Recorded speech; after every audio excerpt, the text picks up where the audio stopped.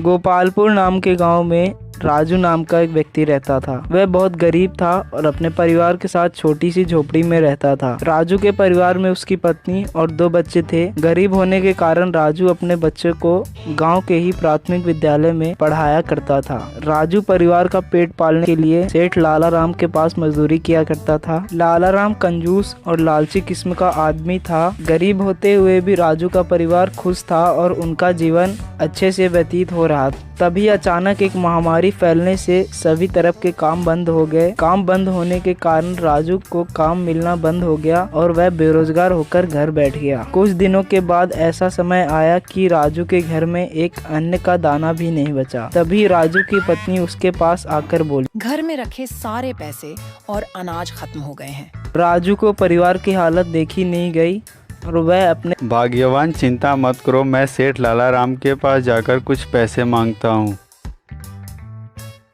सेठ लाला राम के पास जाता है। सेठ जी, हमारे घर में खाने के लिए एक अन्न का दाना भी नहीं बचा। आप अगर कुछ पैसे दे देते तो बहुत कृपा होगी। लाला राम राजू से बोला, अरे भाई राजू, इस महामारी के कारण मेरा सारा काम बंद हो गया है, इसलिए मैं तुम्हें पैसे नहीं दे सकता। लाला राम की बात सुनकर राजू निराश होकर अपने घर चला जाता है। घर पहुंचने के बाद उसकी पत्नी बोली, हे भगवान, बच्चों ने 2 दिनों से कुछ खाया नहीं है, अब क्या होगा? क्या हुआ? सेठ जी ने पैसे दिए क्या? फिर राजू के पास उसके बच्चे आते हैं। पिताजी, हमारे पास जो जमीन है, आप उसे खेती क्यों नहीं करते? है पिताजी, आप एक बार खेत में जाकर अन्न उगने की कोशिश तो कीजिए, शायद भगवान की कृपा से फसल हो जाए। यह बातें सुनकर राजू और निराश हो जाता है। लेकिन बेटा, वह जमीन तो बंजर है, उसमें खेती कैसे होगी?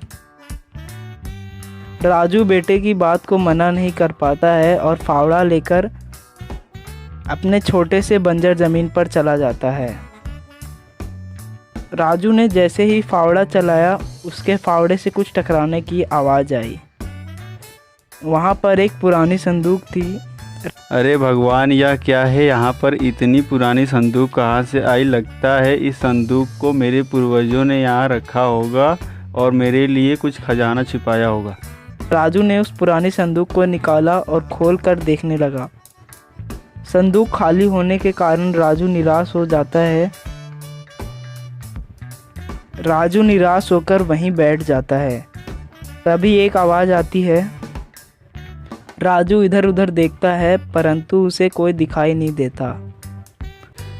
कौन है? मेरे सामने आओ। राजू ने संदूक को बोलता देख हैरान हो जाता है। राजू संदूक की बात मानकर घर चल देता है। घर पहुंचते ही राजू की आवाज़ सुनकर उसकी पत्नी तथा बच्चे दौड़े दौड़े आते हैं। भाग्यवान, जल्दी यहाँ आओ, देखो मैं यह क्या लाया हूँ।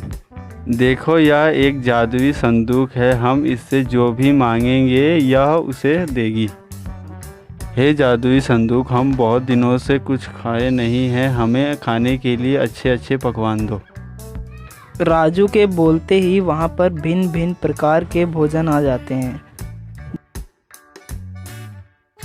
2 दिनों से भूखा होने के कारण राजू का परिवार भोजन का आनंद लेता है।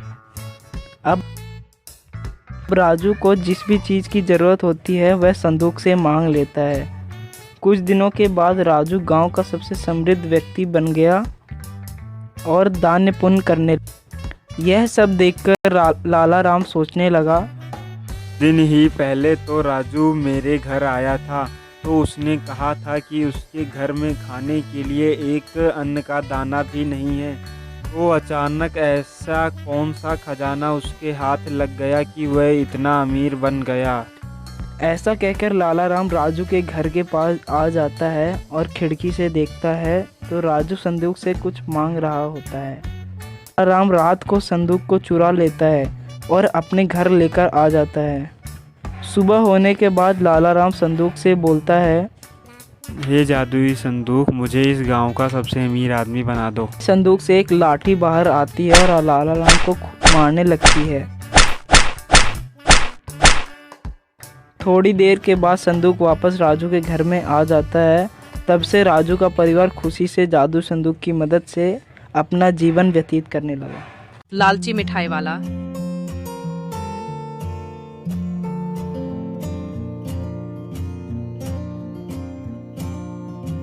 एक छोटे से गांव में हरिराम नाम का एक मिठाई वाला रहता था। वो बहुत स्वादिष्ट लड्डू और जलेबी बनाता था। गांव के लोग उसकी मिठाई बहुत पसंद करते थे। लेकिन हरिराम की एक बुरी आदत थी, वो बहुत लालची था। जब भी कोई ग्राहक मिठाई खरीदने आता, वो तराजू में मिठाई कम और पैसे ज़्यादा लेने की कोशिश करता। कई बार वो पुरानी मिठाई को ताज़ा कहकर बेच देता। गांव वाले ये सब देखते थे पर कुछ बोलते नहीं थे। एक दिन गांव में एक साधु बाबा आए।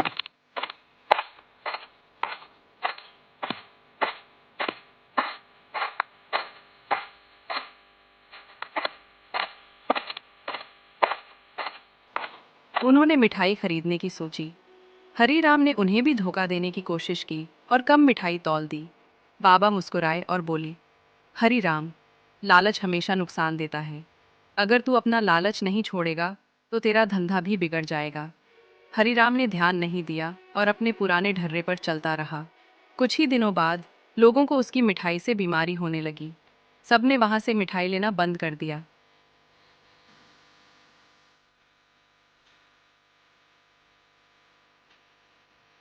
उसकी दुकान खाली रहने लगी और हरिराम को बड़ा घाटा हुआ।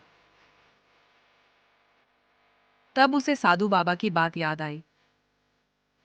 उसने सब गांव वालों से माफी मांगी और वादा किया कि अब से वो ईमानदारी से मिठाई बेचेगा। धीरे धीरे लोग फिर से उसकी दुकान पर आने लगे। इस बार हरिराम ने कभी धोखा नहीं किया।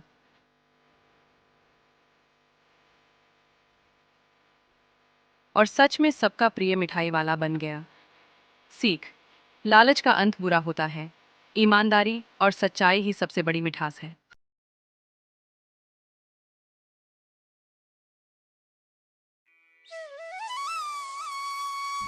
एक बार की बात है, एक छोटे से गांव में राधा नाम की लड़की रहती थी। राधा अपने माता पिता के साथ एक छोटे से घर में रहती थी। राधा बहुत जिज्ञासु लड़की थी।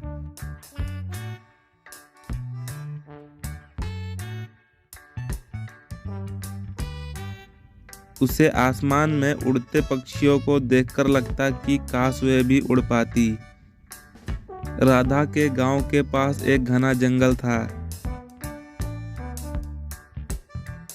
जिसके बारे में लोग कहते थे कि वहां एक जादुई पेड़ है जो हर किसी की एक इच्छा पूरी करता है।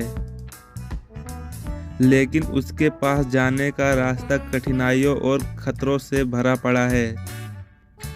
इसीलिए कोई भी वहां जाने की हिम्मत नहीं करता था। एक दिन राधा ने ठान लिया कि वह उस पेड़ को ढूंढने जाएगी। वह सुबह सुबह अपने साथ थोड़ा खाना लेकर जंगल की ओर निकल पड़ती है।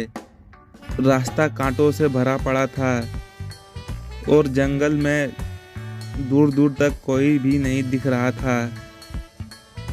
लेकिन राधा ने हार नहीं मानी। चलते चलते उसे एक बूढ़ा व्यक्ति मिलता है। बूढ़ा व्यक्ति राधा के पास आता है और बोलता है, अरे बेटी, तुम कहाँ जा रही है? मेरी बात मान ले, यह एक घना जंगल है। तुम वापस अपने घर लौट जाओ, नहीं तो तुम्हें जंगली जानवर खा जाएंगे। लेकिन राधा का हौसला बुलंद था और उसने बूढ़े व्यक्ति को प्रणाम किया और अपनी यात्रा जारी रखी। घंटों बाद राधा उस जादुई पेड़ के पास पहुंच गई। पेड़ की शाखाओं से सुनहरी रोशनी आ रही थी। राधा ने पेड़ के पास जाकर अपनी आंखें बंद कर की और पेड़ से प्रार्थना की। अचानक से एक नरम हवा का झोंका आया और राधा को महसूस हुआ कि उसके कंधे पर हल्कापन आ गया है। उसने आंखें खोली और देखी कि उसके कंधे पर पंख आ गए हैं। राधा ने उड़ान भरी और आसमान में उड़ने लगी। गांव के लोग नीचे से देख रहे थे और राधा आसमान में उड़ते उड़ते आनंद ले रही थी। राधा का इच्छा पूरा हो गया था। उसने अपने साहस से साबित किया कि अगर दिल में सच्चाई की चाहत हो तो दुनिया की कोई भी मुश्किल रास्ता पार कर सकते हैं। एक समय की बात है, महाराष्ट्र में समुद्र के किनारे एक छोटा सा गांव था। उस गांव का नाम अमृतपुरा था। वहां पर रामू और श्यामू नाम के दो सच्चे मित्र हुआ करते थे। वे दोनों पानी पूरी बेचकर जीवन व्यापन करते थे। रामू बहुत ही ईमानदार और नेक दिल का व्यक्ति था। वहीं पर श्यामू लालची और दुष्ट व्यक्ति था।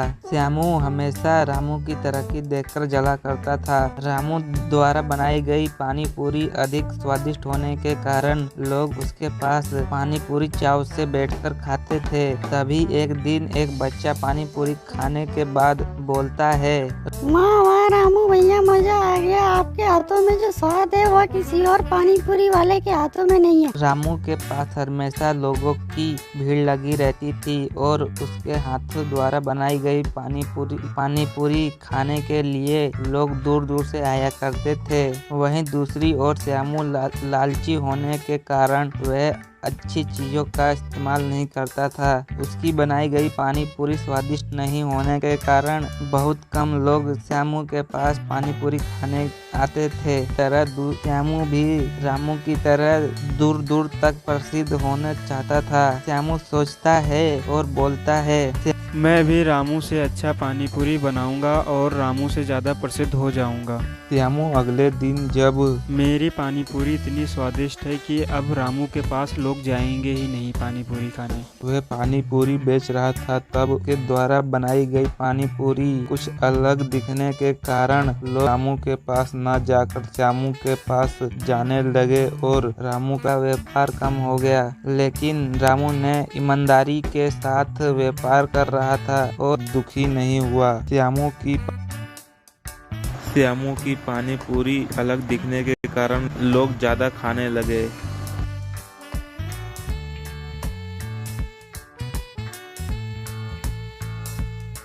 पूरी बाजार के सस्ते मसालों से बनाई होने के कारण लोगों का सेहत पर असर पड़ने लगा।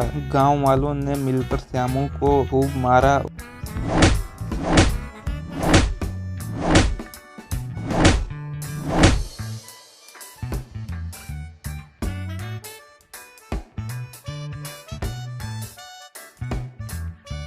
गांव के लोगों ने श्यामू के पास जाना बंद कर दिया। फिर से रामू का व्यापार अच्छा चलने लगा।